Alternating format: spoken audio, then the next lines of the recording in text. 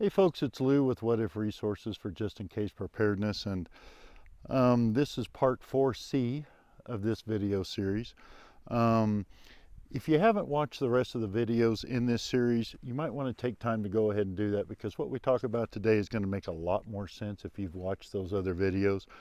And if you have watched those other videos, you'll notice that on the last part of our last video, video 4B, the battery ran out before we were able to show how to make some natural char. And as we've discussed multiple times in this series, once you get that first fire going in your wilderness survival scenario, what you want to do is try to make some type of char, whether it be a char cloth out of 100% cotton, or whether it be some type of a natural char or natural material to make char out of. You want to try to do that as quickly as possible. And that is so that you can have more opportunities for future follow-up fires. In case you lose some gear, in case some gear breaks, in case something goes wrong, at least you have some plan B, some plan C, some plan D, etc. So what we're going to do real quick is we're going to go ahead and get that part out of the way. We're going to show you how to make some natural char really fast, and then we're going to get on to the next fire lay. Stick around.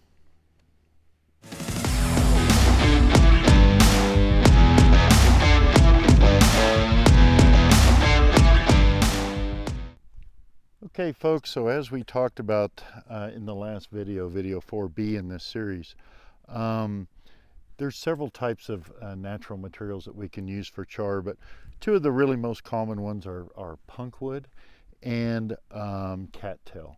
And so today, I think what we'll do is we'll do some cattail. Now, in video 4A of this series, we made some char cloth. And what we used was our shemagh. That's where we got the 100% cotton from. But in addition to that, what we did was we had a little tin, and that tin had a lid that screwed down really tight. And because that lid screwed down so tight, we had to poke a hole in that tin to allow the gases to escape. Okay, well in this scenario, we don't have a tin and we don't have any cotton. So what we're going to be doing is we're going to be using our water container, in this case a water bottle. Regardless of what you decide to bring along with you, just try to make sure it's single wall stainless steel, and try to make sure you have a nesting cup as well. Okay, now one of the things that we don't want to do, obviously, is place our plastic cap in the fire. Okay, it's not gonna fare very well for us. So what we're going to do is we're going to set that off to the side, and then to prepare our char, it's very, very simple, especially with this cattail. All we're going to do is what we want is the fluff that's on this cattail, and we don't want to break it into really tiny pieces. Okay, and you'll kind of see why here shortly. But what I think we will do is we'll probably break it into probably 4 pieces here really fast, and we're just going to drop it into our container. Now obviously our container has no water in it, it's 100% dry. And same as when we made our char cloth in video 4A, what we don't want to do is just cram a whole bunch of material in there. It won't allow the hot air to get around these materials and char properly, and the heat, of course. But as we had to poke that hole in that tin that had the lid that screwed down really tight, in this particular case, we don't need to poke any holes. And the reason being is that same nesting cup that sits like this traditionally in normal use, when we're making our char cloth, or our charred material, our natural charred material, or you can make char cloth this way as well, all we're going to do is invert this nesting cup, set it right on top, and that really is it. That's all that we need to do. There's enough space around there to allow the gases to escape from this material that's inside that's charring, but there's not so much air as to allow oxygen to enter, and therefore that material catch on fire, which is obviously what we don't want. So and really it's just that simple. Now we could have put a few more cattails in there, we could have put some punkwood in there, etc., but for this example, it's really all that we need. And so all we're going to do is place this into the fire, trying to make sure that that nesting cup does not come dislodged.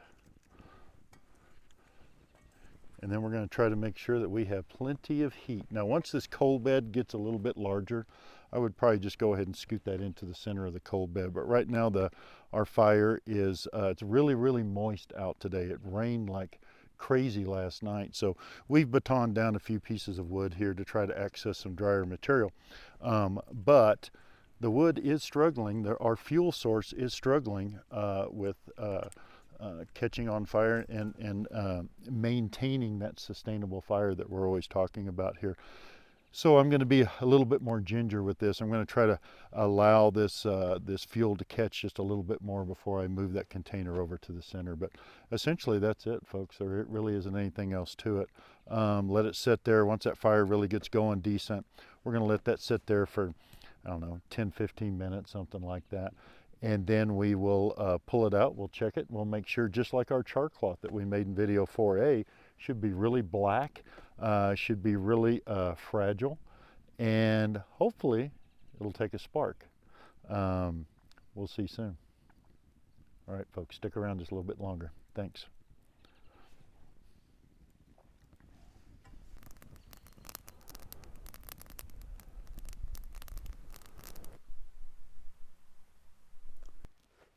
Okay, folks, so while that natural material is over there charring, I figured we'd go ahead and go over this next fire lay in this next scenario. And as discussed, we used this knife predominantly in our last video, video 4B of this series. But each time we change fire lays, we're going to change knives, not for any reason other than just to simply show that there's not one magic knife out there. So I'm going to go ahead and pull this one out of frame real fast. And we haven't used this knife yet, so I figured this would be a good one to go ahead and use. Now then, this particular knife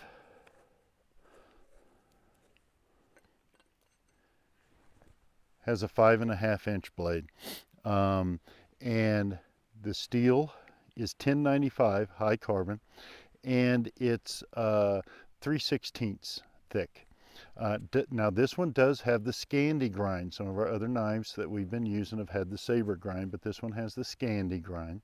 And so we're going to use this knife, but the scenario that we're going to have, and as we discussed, when we make the first fire, hopefully we have a lot of resources, right? It may be our ferro rod, it may be a lighter, it may be some type of natural emergency tinder like fat wood that we can get our hands on and process, or it may be some type of emergency fire tinder that we brought with us. But there's a good chance that after we have created that first sustainable fire, as time goes on throughout the scenario. Now, most scenarios only last for 3 days on average, but there's no guarantee that your scenario would only last for 3 days. So with that being said, there is a good chance that you may have consumed all of your resources, or you may have broken one of your resources, or you may simply have lost one of your resources. And as we discussed in the last video there, 4B, for me, if I have a knife in a sheath that is strapped to my side, and I have a ferrocerium rod attached to that sheath, it's pretty hard for me to come up with a scenario where I would find myself during that first fire not having my ferrocerium rod, right? It's strapped directly to my side, or my sheath is, and it's attached directly to the sheath. However, as time goes on throughout the scenario, there is a chance that perhaps we have either broken our ferro rod, or perhaps we've just simply set it down somewhere and we've misplaced it, we've lost it.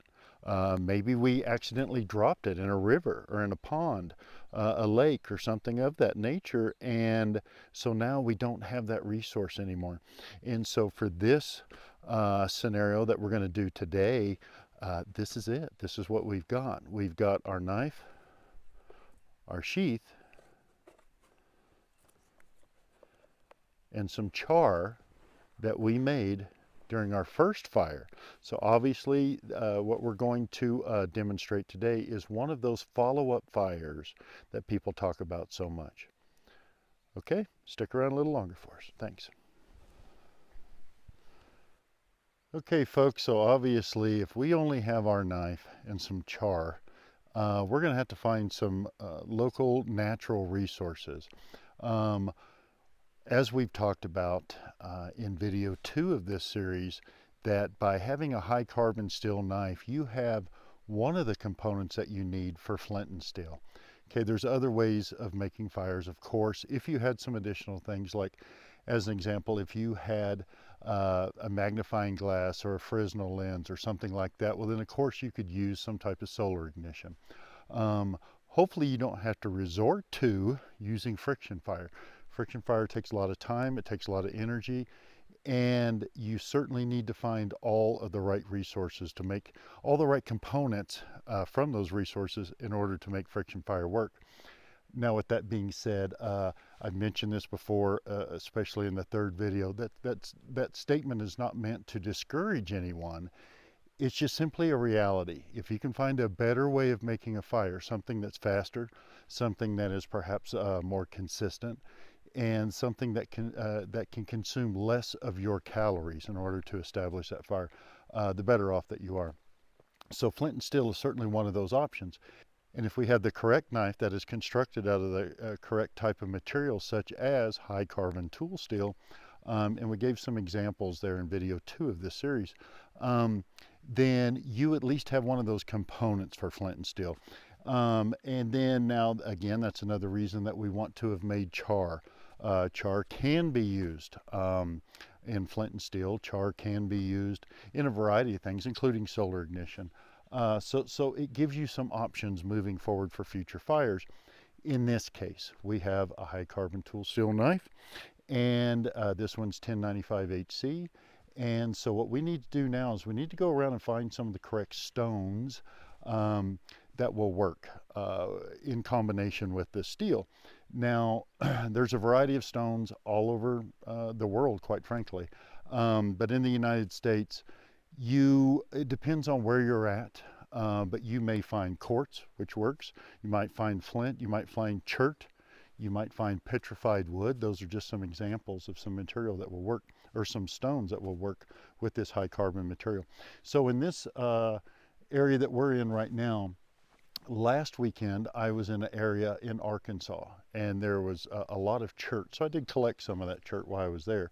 But today, this weekend, we're actually in a mountainous region, more like in the Rocky Mountains. So we're most likely going to find quartz in this region. So I was here a couple of weeks ago, and I took some footage of finding some quartz and some other natural materials, because once we use that stone in combination with this high carbon steel, we're only going to create about a 800-degree spark. And if we are fortunate enough to get that spark to land on some of that char that we've made and create an ember, we are then going to need to blow that ember into a flame. And then we'll use our random fire lay in order to try to establish a sustainable fire. So what I'm going to do now is I'm going to go ahead and edit in some of that footage from about 2 weeks ago, where we went around and we found some natural materials. Please enjoy this footage. Thanks. Okay, folks, so we're just slightly above a small little creek. We're walking parallel to that. And I just decided to take a little hike around just to kind of look and see if I couldn't find some natural resources in this specific area. And it's a beautiful place. A lot of pine, a lot of spruce, a lot of different various vegetation out here, a variety of vegetation. But one of the things that I kind of noticed when I was kind of stepping over here, and I thought I might just grab the camera and show it to you really quick. Just walking right over here, and I saw a couple of things. I thought that was really interesting to find so many resources so close together here. And one of them was this.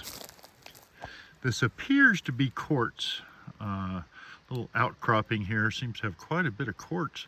So I'm going to try to collect a couple of pieces of that, and then I'll test it on a piece of steel just to kind of confirm whether it really is quartz or not, but it certainly appears to be. Okay, folks, so grabbed our knife here.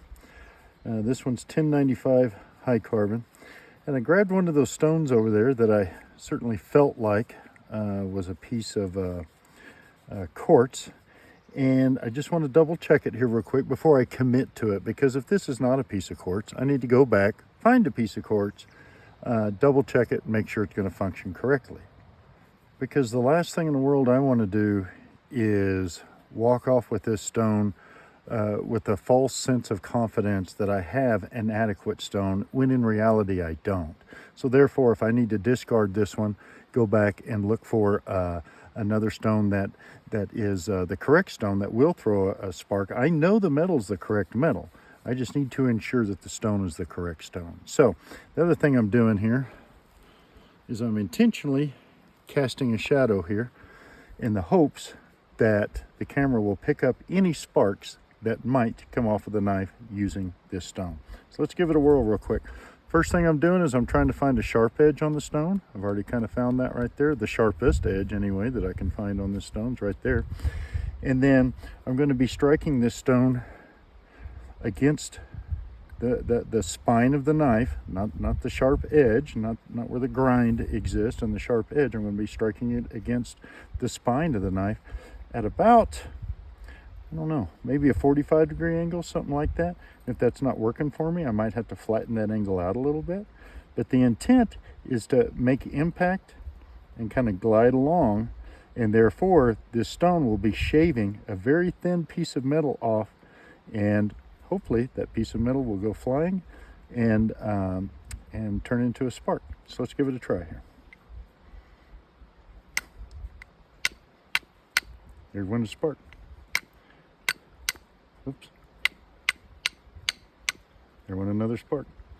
So this does seem to be a good stone. Here's another sharp edge. See if I can get a couple more. Oh yeah, that one worked really good. That one worked really good. That one worked really good. Okay, so this... Okay, folks. So I'm down here by the creek.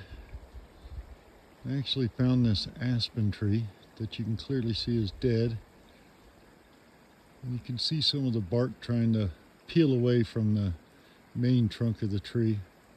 And you can see a lot of fibrous materials behind some of that bark. And that's the inner bark.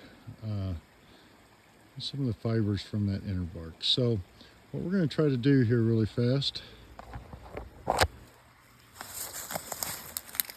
going to try to take our knife, see if I can get a decent enough angle of this. We're going to try to take our knife, and what we're going to do, we're going to see if we can't pry away some of that bark from the main tree and access some of these fibrous materials right here. And because of the shadows, I can't get you a lot of really good angles here, but we're going to harvest this bark and try to break it down for you. Okay folks, so here's some of that aspen tree bark that we collected. You can definitely see how fibrous that is. I mean, that's amazing, isn't it? So this will be a really good resource to help make our tinder bundles with. I've already processed one piece down here, but what I want to do is just kind of display a way of processing this material here real quick. We won't process it all on camera, but we'll process quite a bit of it here. So anyway, same as always, right? We want to break our material down. We want to process it down. We want to expose the fibers, and we want to increase the surface area. So all I'm really doing here is just kind of, notice this outer bark here is a little more stiff. I'm not even sure if the audio is picking up on that, but it's making a crunchy, crackly type sound. So I'm just trying to kind of break that up first. This aspen bark, the inner bark is fairly fragile, and it is attached to this outer bark. It's really difficult to try to separate them. So I usually don't even worry about fully separating them. I just try to break it down. And then some of those larger pieces of the outer bark do have a tendency to kind of fall off. And we don't want a whole lot of that in our tinder bundle anyway. There's nothing wrong with having some of it in the tinder bundle because that gives it a little bit of mass. As we've talked about, some of these finer materials, once they do finally catch on fire, once they do finally ignite into a flame, the finer materials do have a tendency to get consumed rather quickly, regardless of what those materials are. And so therefore, to have a little bit of sustenance, a little bit of mass, a little bit of bulk mixed in with that material certainly isn't going to hurt anything. It'll help prolong the life of that flame and hopefully give you that little bit of extra couple of seconds to help get your kindling to catch on fire. Pencil lead to magic marker size wood for kindling. Okay folks, so I just wanted to show you an example of harvesting some smalls. All we're talking about is, once again, a dead standing tree. Okay, there isn't any real magic to this, but sticks and twigs, oftentimes when we're using those as our kindling, those get referred to as smalls in the industry, the wilderness survival, bushcraft, and prepping industry. So just wanted to show you an example of this. Now you certainly could grab some big pieces like this and then take this back to your camp or whatever, to your fire lay, and then process everything. Then it might be easier to transport it like that. You might grab 10, 12, 15 of these and take these back, and then when you get there, actually process them. But if for whatever reason you don't want to do that, that's perfectly fine. One thing I want to point out is, even, let me get this one out of the way. I'm going to lay him down for just a second. Even a piece like this, I mean, this is, I don't know, 4 or 5, almost 5 feet long. Even this piece has a lot of very, very, very tiny pieces. So when they're referring to the kindling being pencil lead to magic marker size thickness, there is a lot of pencil lead thickness type size pieces available on some of these branches. And so you can just simply snap those off, and you can snap those off at a variety of lengths depending on what size of component you want for your fire lay. I mean, look at this. There's a piece that's probably 18 inches long, and it's only about the size of a pencil lead. Okay, and so I could break those off if I wanted to. Make a pile of the pencil lead size type thickness. Okay, make a pile of those, and then maybe go through and make a pile of the magic marker size thicknesses. Something more like this. So there you go. 2 pieces of that. It's very simple to process. I would have to say it takes a little bit of time. Of course it does. Doesn't take as much time as batoning, but at the same time you can see how exposed this material is. So if it was raining, if it was snowing, if it was foggy, a really dense fog out, this material would probably be way too wet. And trying to harvest something like this and taking our knife and just simply saying, well, I'm just going to shave off that outer layer. Well, the truth of it is it's so thin that even by the time we've shaved off the outer layer that is likely damp, there isn't anything left that's inside that is dry to try to use in our fire lay. So with that being said, this technique really is for when things are when you're in drier conditions. Okay, and again, as we've talked about with the dead standing, part of the beauty of this though is, even though if it rained a day or two ago, or if it snowed a few days ago, if this particular tree that we're using as an example were exposed to the sunlight, it's definitely exposed to the wind. So the odds are pretty good that this material will dry out rather quickly, especially the thin material. Okay, some of these pencil lead size thicknesses. Okay, and those are the parts that are going to catch on fire first. And so if we can graduate in our fire lay, if we can graduate up to sizes that are kind of in between the pencil lead to magic marker size, and then put on the magic marker size, you know what? Again, if it's been exposed to wind, if it's been exposed to sunlight, The truth of it is, and you can hear that crack, don't you? You can really tell that that's dead standing. The truth of it is that the sun and the wind may very well dry this out a lot quicker than you might think. If it continues to rain though, yeah, you're gonna have to do some batoning. You're gonna have to harvest some dead standing, either with your folding saw or with the beaver chewing technique with your knife. And then baton away those outer layers to access those inner drier layers. That's about the only way you're gonna access dry wood. But if it hasn't been raining, snowing, or foggy for the last couple of days, if the piece of dead standing that you're trying to harvest your material from has been exposed to sunlight and wind, and by golly, this technique right here might work for you.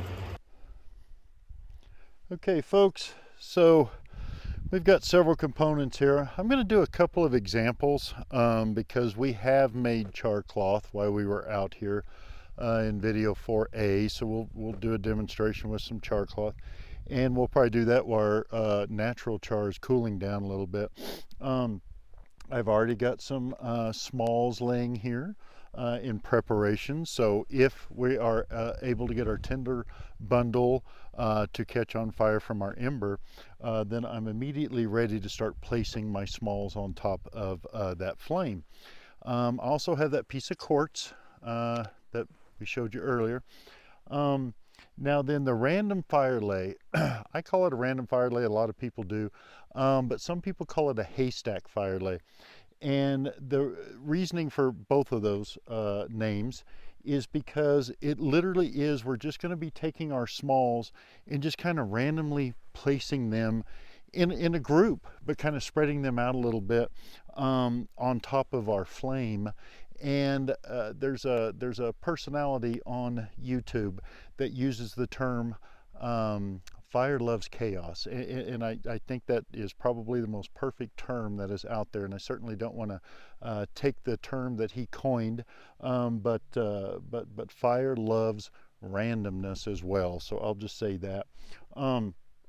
So with those smalls being kind of scattered around in a random fashion, but kind of stacked on top of each other without any real orientation intent, so to speak, at the end of all of it, it'll kind of end up looking a little bit like a haystack. But unlike our other two fire lays, the fire lay that we did, the log cabin fire lay that we did in 4A, video 4A of this series, and unlike the TP fire lay that we did in video 4B of this series, we're not going to do any type of construction with our fuel right off the bat. Instead, it's going to happen after the flame is initiated. Okay, so this is, like I said, this is our aspen bark that we showed you a little bit earlier that we collected a couple of weeks ago. And this is that piece of quartz. And this is the char cloth that we created in video 4A of this series. So all we're going to do here, notice again, as normal, we have our materials all available to us. We don't have to get something started and then run off and go grab something, okay? I even have some sticks over there that are starting to get to the borderline 1 inch in diameter, the fuel stick type size. Again, just like our other fire lays, I'm not trying to create a massive fire here. This is just for display purposes only. So, but if you were in a wilderness survival scenario, you may want to collect some larger fuel sticks and have those readily available for you as well. So once everything kind of got going, you can continue to lay those on and ensure that sustainable fire. So let's kind of get started here. The tinder bundle thing is pretty consistent across the board. All you're really doing, and you'll hear this referred to as a bird's nest, and that makes perfect sense because what we're doing is we process this material down as fine as we really can, but then in addition to that, we've left a little bit of this chunky material in here, right? Because we've discussed that some of this finer material, once it does finally catch flame, it can be consumed rather quickly, and so therefore to have a little bit of chunky material mixed in with it isn't going to hurt anything. You don't want too much of it. You want this super fine material to catch on flame from this ember that we're going to attempt to create. But all we're doing is just kind of creating a little pocket there, for lack of a better term, just like a bird's nest would, and the eggs would lay in that little pocket, I guess. So, and what we'll do is, now that this is just kind of ready here, What we'll do is if we can get this char cloth to catch a spark and turn into an ember, all we're going to do is drop it in there, and then we're going to gently kind of fold this almost a little bit of taco style and gently blow into there, and the heat from that ember will begin to grow and expand, and all this material will eventually, hopefully, become hot enough to catch on fire. So let's give this a whirl here real quick. Another thing I want to kind of mention about char cloth especially, it can burn out rather quickly, okay? So once you have a piece going, if for whatever reason you're struggling with the tinder bundle catching, evolving into flame, and the char cloth is starting to burn out, it's okay. You can take some more and add it in there, and it will take that ember as well. And what some people will do is they'll create the ember and then transfer the ember into the bird's nest, okay? In this particular case, I don't really have a decent enough log to lay my knife on, and I certainly don't want to lay the edge of my knife on a stone and dull that knife. So what I'm probably going to do instead, I'm probably going to go ahead and place this char cloth right here inside of our bird's nest, our tinder bundle, and then I'm going to see if I can't get the spark to transfer in that fashion. So let me kind of get this out of the way here really quick. And sometimes this takes a few attempts. Don't be frustrated. Sometimes you'll get it right off the bat, and sometimes it could take 15-20 minutes. Okay, so it's definitely something that's worth practicing so that you can try to become as efficient at it as possible.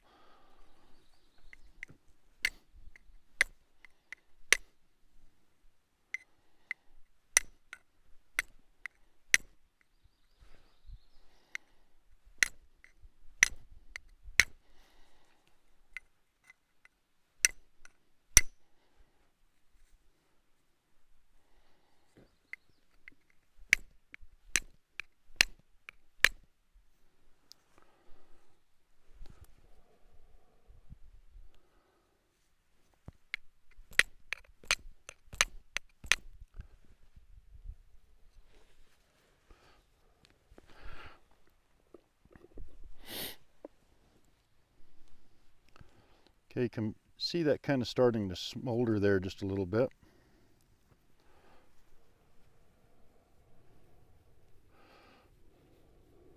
I'm going to try to bring this closer to the camera.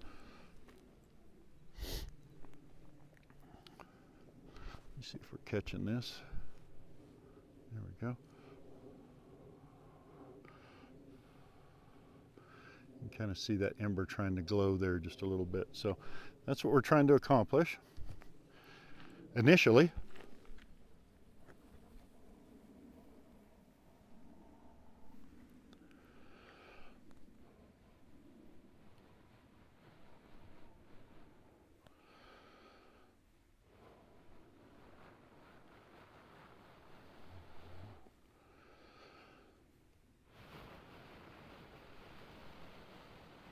I'm going to move to the other side here because of all this smoke.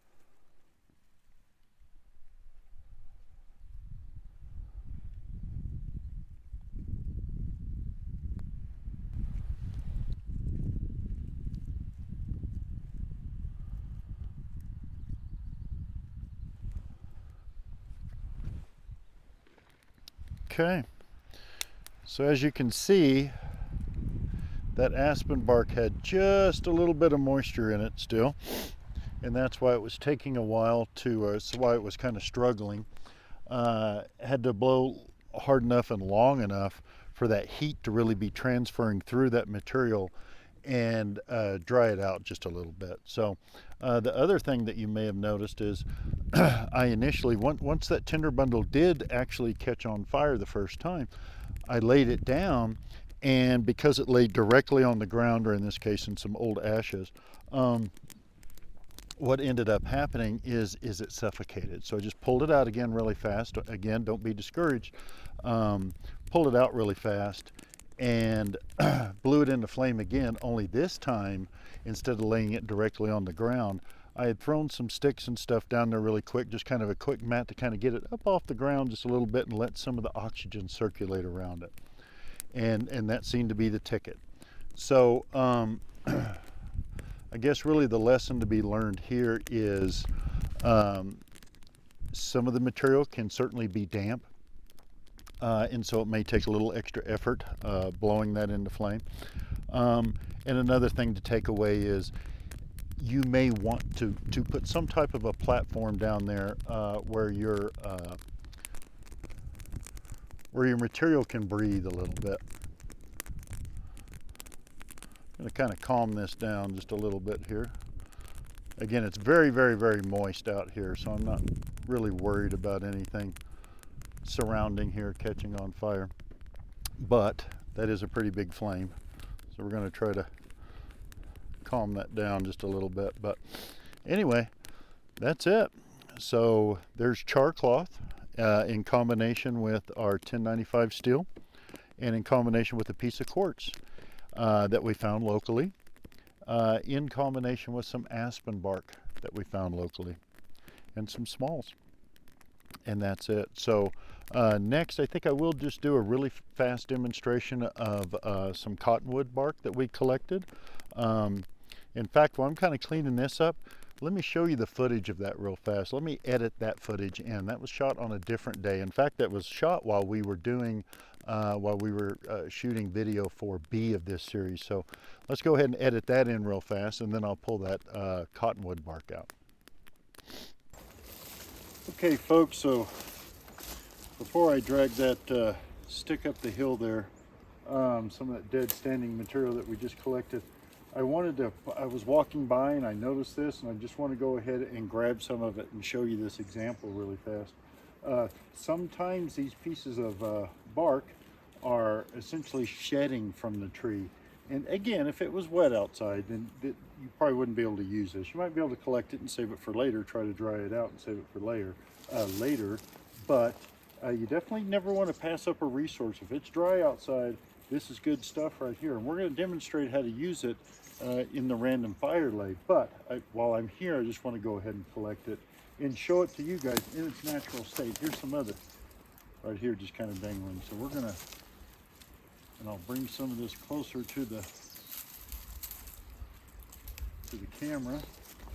Here's some of it here. Here's some of it here. Bring some of this a little bit closer here. So this is what we're talking about. How many different strands and fibers are in this natural material here. And if we can just kind of roughen that up a little bit, get rid of some of the chunky stuff that's attached to it, just like this, process it down.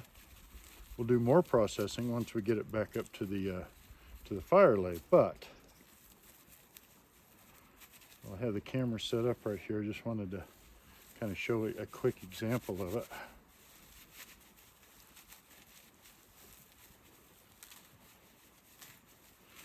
Look how fine that material is. It's like a bunch of little tiny hairs, basically. It's kind of what it evolves into. And you can almost see how people then kind of gave, if you were to start forming your tinder bundle, You can see why people refer to that a lot of times as a bird nest. Okay, folks, so here's some of that cottonwood bark. And I wanted to do something on this particular one. Every now and then, you may struggle with being able to find enough of one particular resource. And let's just say, as an example, now in reality, we were able to collect quite a bit of cottonwood bark, but let's just say if we weren't able to collect enough, and this was all we were able to get, it would be challenging to be able to get this to blow into flame, and even if it did, it would be consumed rather quickly. So what we'll probably want to do is add some additional volume to it. And so what I've done is I've taken a piece of cottonwood from that same dead standing that you just saw earlier in that footage, and I just made some really thin shavings, okay, and they're just like paper thin type shavings. And so what I'll end up doing is I'll end up mixing a little bit of that in, and then right where we're going to place our natural charred material, you notice as I was processing some of this, there's some really fine dust right here. So what we're going to do after I kind of incorporate some of these shavings, what we're going to do is we're going to take some of that really fine dust right there. We're going to place it right in the center of our bird's nest, in the center of our tyndall bundle, before we place our charred material in there. And that will really help this tinder bundle evolve into flame. So let me just take some of these shavings. We don't necessarily have to take all of them, but let me just take some of them. All we're going to do is, I'm just trying to mix them into this outer side. Don't want a whole lot of them on the inner side. And then again, once this kind of catches on flame, into flame, we can still take some of these that have been left behind and toss them on top really fast if we need to. So here goes some of that dust. Put some of that inside there. It's just it's really fine material, and that's really what we're kind of going for, right? Is that finely processed material.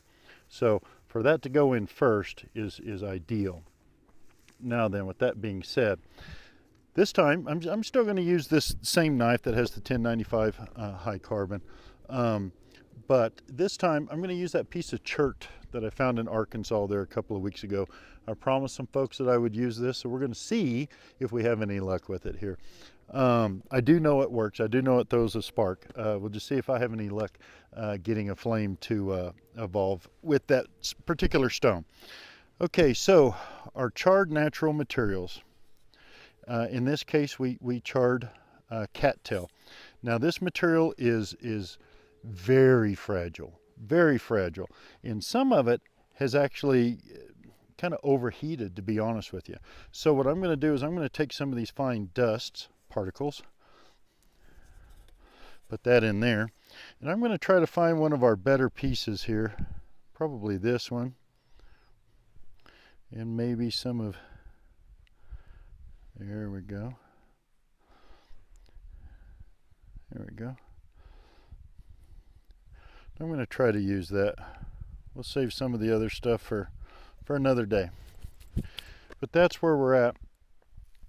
And we're going to see if we can't get some type of a spark going here.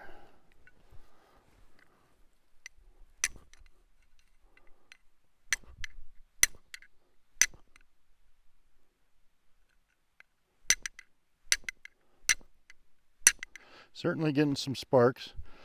And I see a little bit of smoke, but not much.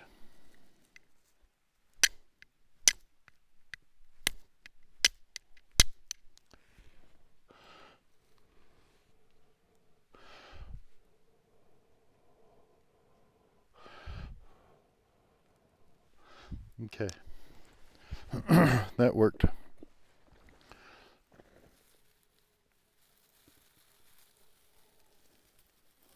Kind of off to the side, but it worked. Bring this over to the camera. Hopefully you can see that. There we go. Okay, I'm going to take it back over to the fire lay.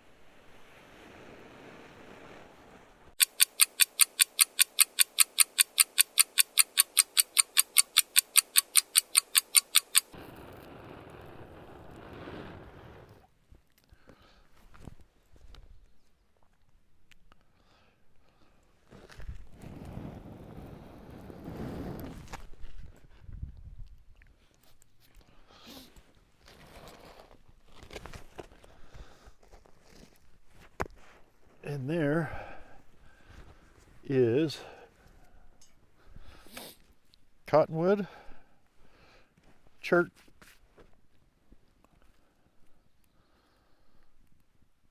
some small shavings, some natural char, which in our case happened to be cottonwood, or I'm sorry, happened to be cattail.